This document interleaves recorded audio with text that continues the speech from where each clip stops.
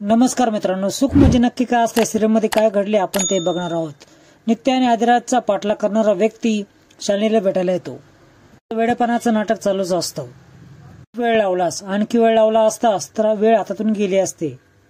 त्या अधिकारीचा बदला घेण्यासाठीच मी आलो आहे असं तो बोलतो। तो व्यक्ती ईशान असतो। तेव्हा जेलमधून सुटतो तेव्हा शालिनी त्याला कॉल करते। फोन पाहून संकट आहे की संधी आहे असं तो म्हणतो आणि तो फोन उचलतो।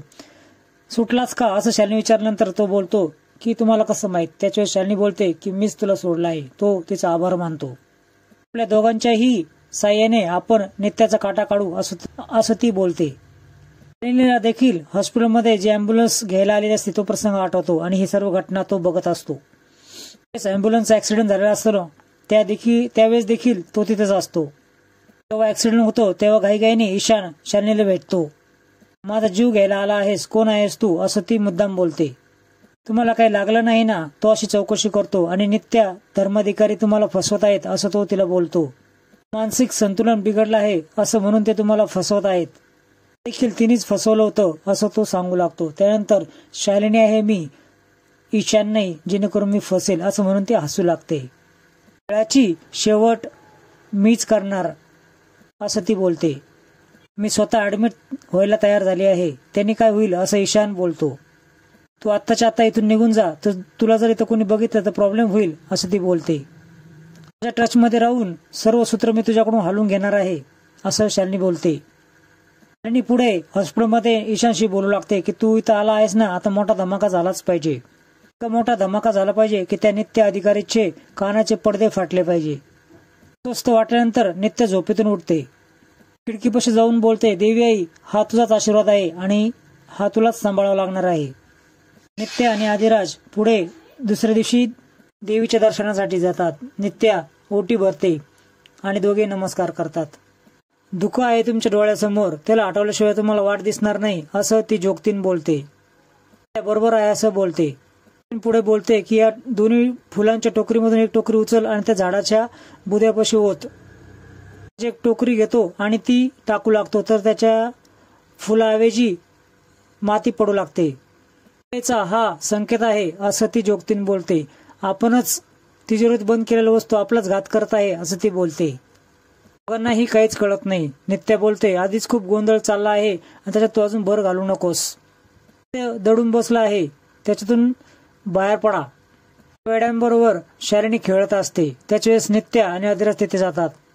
फ्रेंड्स आले आहेत, सर्वांना तुम्ही हाय करा असं ती सगळ्या वेड्यांना बोलते। तुम्ही माझ्याशी पकडापकडी खेळताल का असं म्हणून ती नित्य आदिराज समोर जाते।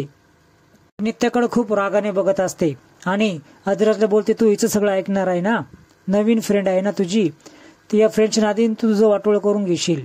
तू जयदीप आहेस ना। एकटक बघत असतो, त्याला खूप धक्का बसतो जयदीप ऐकल्यामुळे।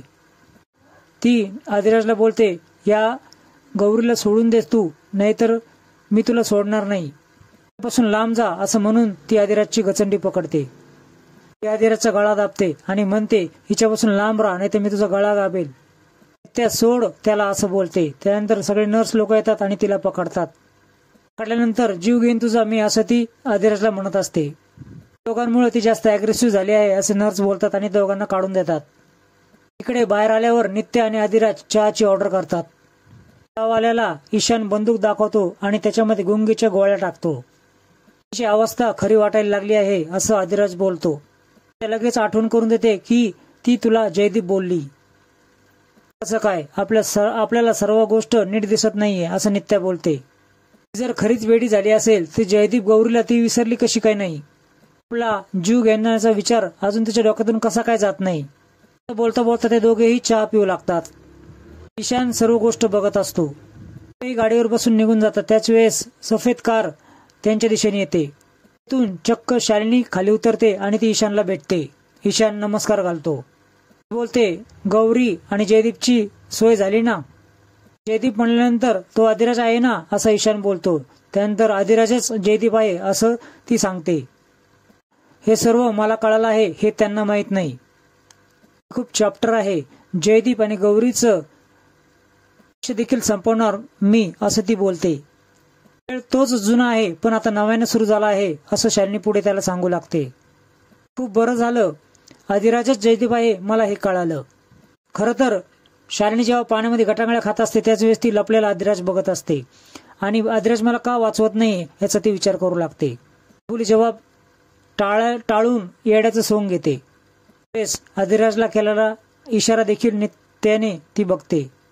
होणारे भास, येणारे पुतळे यांना काहीच अर्थ नव्हता. मित्रांनो, तुम्ही पुढील भागामध्ये बघणार आहात की ईशानने दिलेल्या गोळ्यामुळे अधिराजची तब्येत खूप बिघडते. त्याच वेळेस त्या शेजारी बसलेले असते आणि ती आईला विचारते सावरी आणि राजमा कुठे गेले आहेत.